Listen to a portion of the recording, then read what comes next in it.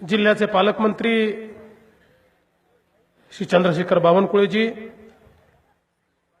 परमपूजनीय गोपीराज बाबा, अध्यक्ष अखिल भारतीय महानुभाव परिषद, परमपूजनीय महंत श्री राहेरकर बाबा, परमपूजनीय श्री दत्ता बापू, परमपूजनीय महंत श्री बाबुळगावकर बाबा शास्त्री, परमपूजनीय श्री संदीप दादा कपाटे, मंचावर उपस्थित सर्व महंतगण, आमदार परिणय फुकेजी, आपल्या जिल्हा परिषदेच्या अध्यक्षा निशाताई सावरकर, परमपूजनीय महंत बाबा अंकुळनेरकर, भैयाजी खैरकार, या कार्यक्रमाकरता ज्यांचा सातत्याने माझ्याकडे पाठपुरावा होता ते महेश नागपुरे, सचिन मून, देवेंद्र गोडबोले, आदरणीय ठाकरेजी, आताच आपल्यामध्ये उपस्थित झालेले आपले भंडारा गोंदियाचे खासदार नानाभाऊ पटोले, या ठिकाणी उपस्थित सर्व भगिनी आणि बंधूंनो, आपल्या सर्वांना या ठिकाणी मी दंडवत करतो। 12व्या शतकामध्ये आपल्या देशामध्ये वेगवेगळ्या विचारांची सुरुवात झाली आणि सामान्य माणसाच्या आध्यात्मिक उन्नती करता त्याचं जीवन चांगलं व्हावं याकरता काही विचारांनी जोर धरला आणि त्या विचारांमध्ये सगळ्यात महत्त्वाचा विचार जो संपूर्ण देशामध्ये पसरला तो महानुभाव पंथी विचार होता। खऱ्या अर्थानं समाज जेव्हा कर्मकांडाने ग्रसित झाला होता, समाज जेव्हा समतेचा रस्ता विसरला होता आणि मोठ्या प्रमाणात समाजामध्ये काही लोकांचं शोषण हे होत होतं, अशा वेळी आत्मिक उन्नतीचा खरा मार्ग काय आहे तो खऱ्या अर्थानं आपल्याला महानुभाव पंथाने दाखवला आणि श्री चक्रधर स्वामींनी खऱ्या अर्थानं त्याच्यावर कळस चढवला। आणि म्हणून आपण असं म्हणतो की लीळा चरित्र जे आहे मराठीतला हा आद्य ग्रंथ आहे आणि मराठी भाषेला समृद्ध करण्याचं काम, त्याला लिपिबद्ध करण्याचं काम, त्याला अखिल भारतीय किंवा जागतिक भाषा बनवण्याचं काम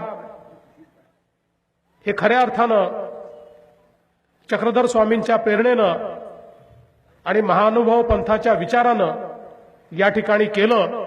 आणि म्हणून मराठी ही सदैव चक्रधर स्वामींची आणि महानुभाव पंथाची ऋणी राहील असं जर मी म्हटलं तर तेही वावगं होणार नाही।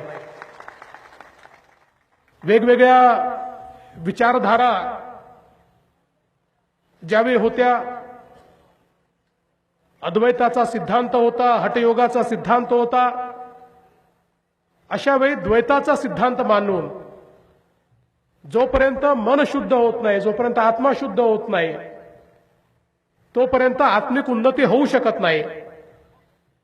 आणि ईश्वराचं आणि आत्म्याचं जे नातं आहे त्या नात्यामध्ये भेद काय आहे तर तो भेद हा केवळ जे अज्ञान आहे आणि अज्ञानाचा जो काही मळ, जी काही काळीक ही मनावर चढलेली आहे, आत्म्यावर चढलेली आहे, ती जोपर्यंत दूर होणार नाही तोपर्यंत आत्मिक उन्नती होऊ शकत नाही, तोपर्यंत परमेश्वरापर्यंत आपण पोचू शकत नाही।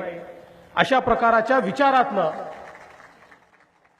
प्रत्येकाच्या जीवनामध्ये ज्ञानाचा प्रकाश पोचला पाहिजे, अज्ञान दूर झालं पाहिजे, आत्म्यावरचा मळ दूर झाला पाहिजे आणि आत्मा जो आहे तो ज्ञानी झाला तर त्या माध्यमातनं खरी परमेश्वराची प्राप्ती आपल्याला होऊ शकते।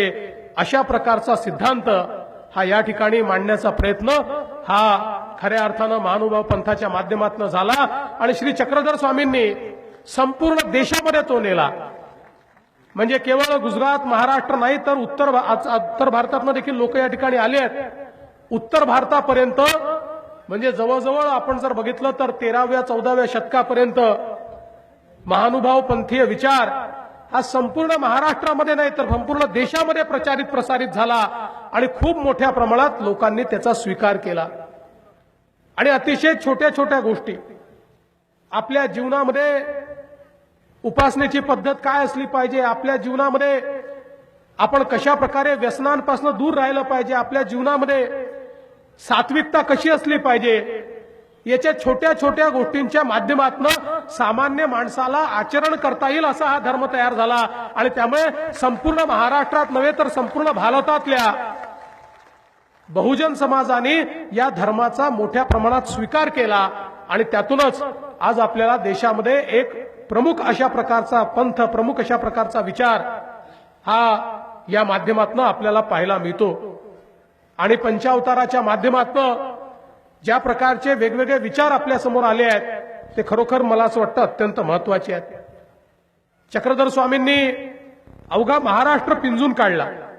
सगळीकडे ते पायी फिरले. ठिकठिकाणी त्यांनी लोकांमध्ये भाषा त्या ठिकाणी रुजवली, विचार त्या ठिकाणी रुजवले.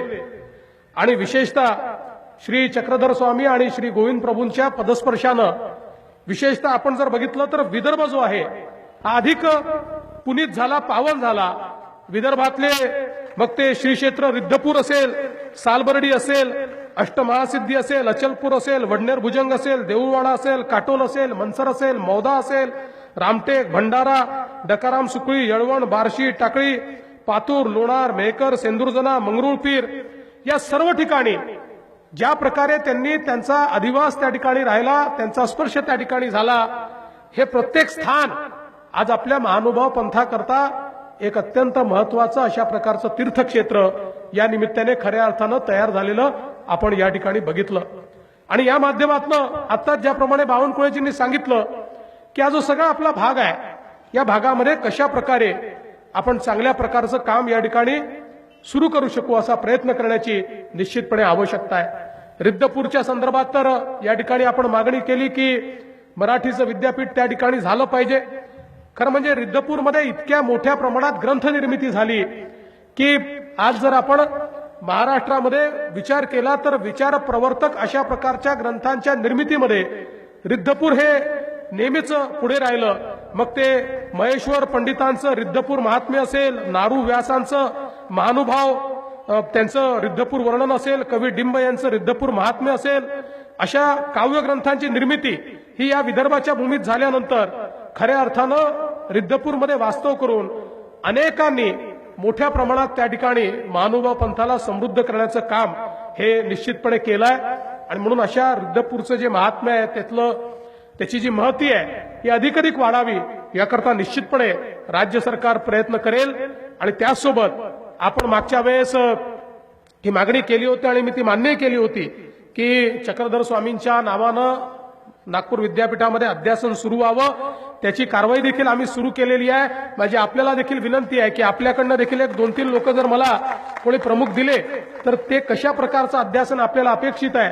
कारण आजच मी आता इथे यायच्या आधी आमच्या सचिवांशी बोललो जे उच्च व तंत्र शिक्षण विभागाचे प्रधान सचिव आहेत, तर त्यांनी सांगितलं की आपण त्याच्या संदर्भातली कारवाई ही सुरू केलेली आहे. आणि मला असं वाटतं की थोडं आपलं मार्गदर्शन मिळालं तर लवकरच आपण या ठिकाणी हे अध्यासन निश्चितपणे सुरू करू शकू. आणि त्या माध्यमातून हा जो काही एक शाश्वत विचार आहे हा विचार आपण निश्चित शेवटच्या माणसापर्यंत पोहोचवण्याचा प्रयत्न करू.